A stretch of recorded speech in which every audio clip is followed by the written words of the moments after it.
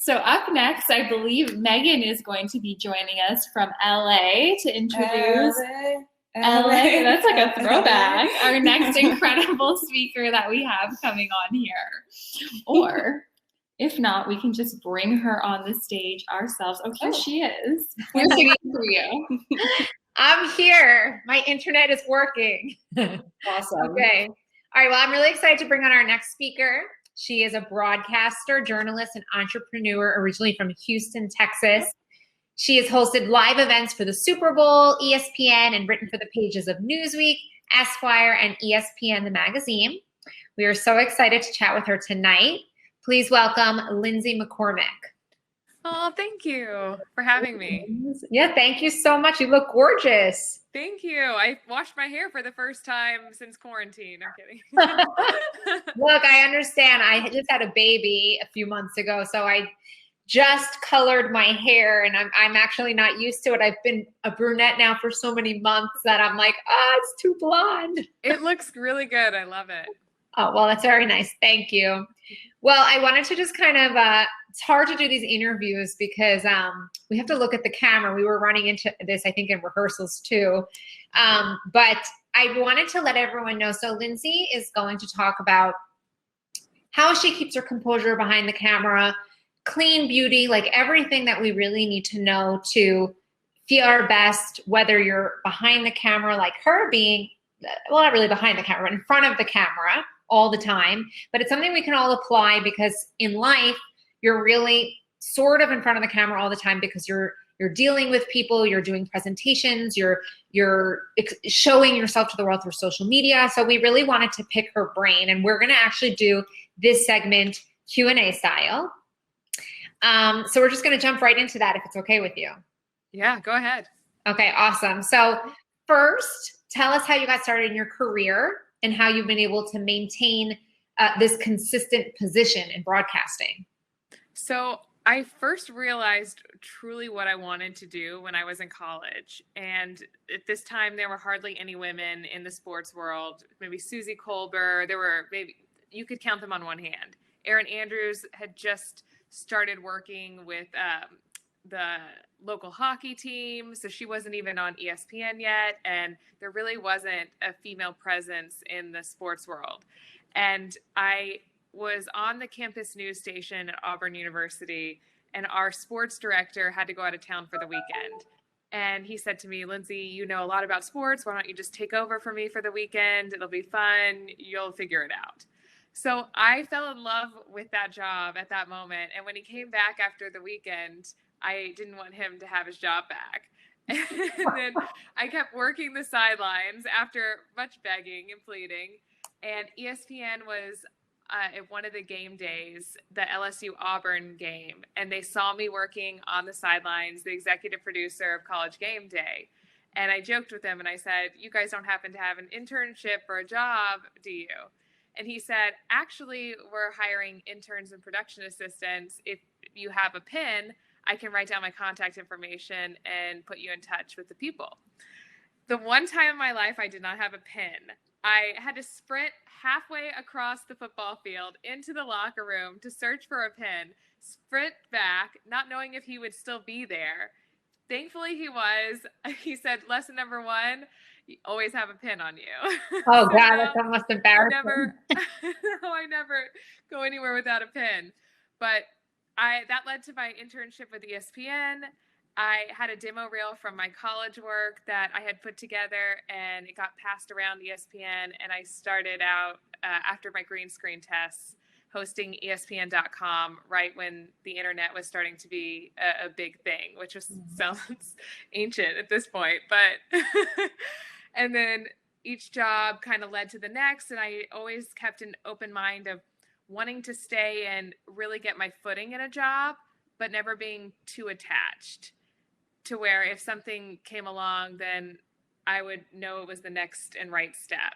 And then that led to just building up my resume and meeting the right people and just constantly keeping an open mind. And that's what led to the consistency. Wow. Yeah, definitely. You just keep going, you keep building the resume, and it starts to get like, I personally, I love my resume now. It's kind of embarrassing, but you're like, wow, I really did all that.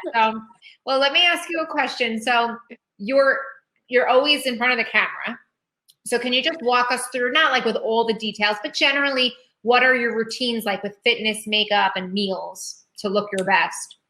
So it's changed quite a bit throughout the years, as I'm sure if you ask anyone, they would say the same thing. This past year was extra hard for me because I was diagnosed with an autoimmune disease about 2 weeks before we locked down for quarantine. Yeah. And it was kind of a silver lining because I got that time at home to kind of navigate. But then on the other hand, it was really scary. But one of the things I used as a tool to try and help heal my body from this autoimmune disease was diet. And so my diet right now typically looks like your autoimmune protocol, which is a lot of organic meats from grass-fed liver to a lot of nutrient-dense foods, wild-caught fish, and then a lot of vegetables, fruits, but no grains, as those kind of trigger inflammatory responses. And then in terms of exercise, I've had to really listen to my body for the first time, where before I was able to do competitive ballroom dancing, and that was my workout for years.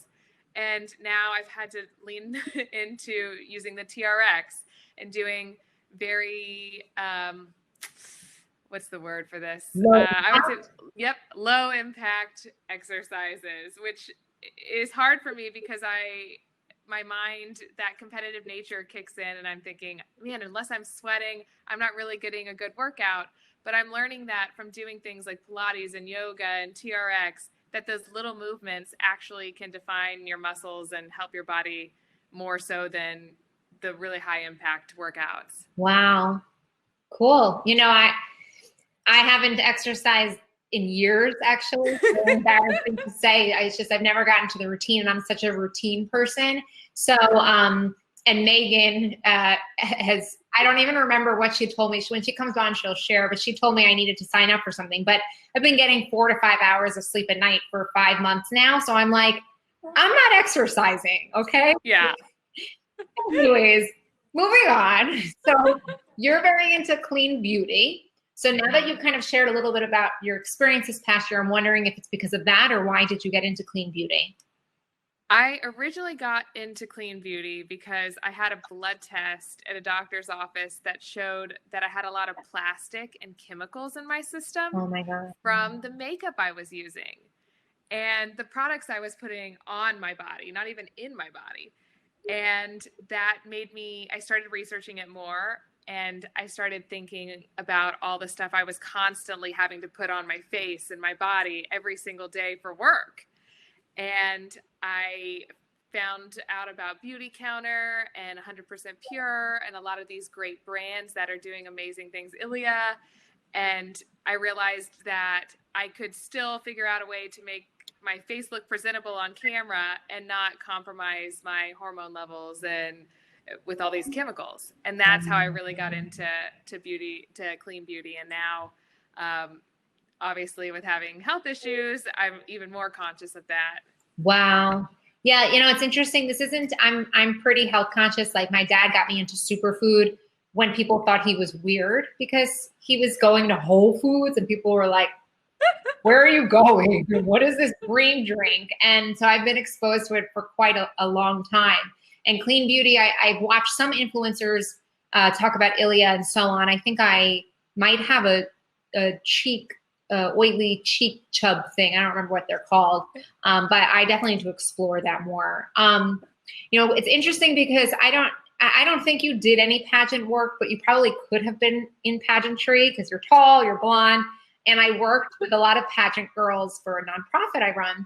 And they taught me a lot about the way you stand, where you kind of move your foot a certain way to, like when you're posing and different things like that. So I'm curious there's a reason why I'm telling you this, for when you're on camera, if you can provide all of us tips like angle, camera up or camera down, like where should we look? How should we stand? So I figured this out because I took a few lessons from this very expensive broadcasting coach, which now I'm like, why did I even have to do that? I knew all these lessons, but anyways, so I'm just going to share the secrets with you guys. Yes. So in my first broadcasting lesson, he figured out the thing that made me most comfortable in life. And that at the time I was still doing competitive ballroom dancing. And he said, why is it that you're so timid when you get in front of a camera, but that when you're dancing on the ballroom floor, you have no issues? So he would position me in my ballroom stance and then have me rehearse my lines for a broadcast. We just would have a mock script. And so then before each broadcast, I would go into the bathroom, I would sprint to the bathroom like 5 minutes before we would go live. And I would do these poses and play music. And then I would just go back to set and immediately keep that sort of confidence. So I think the key there is find that moment in life that makes you feel most confident. Is it after you've worked out? Is it when you're around your loved ones? And really channel that into anytime you're going to give a public speech or present something on camera. Wow. I love that. That's kind of right now for me. There's always some type of music that I actually like to listen to before I speak at an event or something, because it gets me like, sometimes in life you can be, you get mired down or you wake up and you're not really in the mood or so on. And then you listen to a certain type of music and you're like, you come up with, this is at least for me, you come up with so many ideas. Like, I'm going to do this and I'm going to do this and I'm going to do this. And sometimes that feeling can go away. So for me, I think it's like, in DJ Complex Lex at the beginning of this played some Kygo music. She played Higher Love by Whitney Houston. That was my recommendation because that song right now for me, I listen to a lot, especially running on 4 to 5 hours sleep a night to, be thinking big and staying positive and so on. So I love yours. I guess we could do like ballet. You could come out like this. Do some pliés. I'll never forget when one of the other broadcasters walked into the bathroom before we were set to go live, and they were like, "Is this what you do before every broadcast hit?" I said, "Yep." Oh my God! Well, thank you so much for all of that. That was actually a lot of fun. I always when I don't get to do these Q&As and then I get to do them, I'm like, why don't we do this with everyone? It's just like having a couch chat or something on a Friday night. So really appreciate your being here and sharing this information with everyone. We really loved having you. Oh, thank you for having me. This is such an amazing community you guys have created. Thank you. Thank you so much, Lindsay.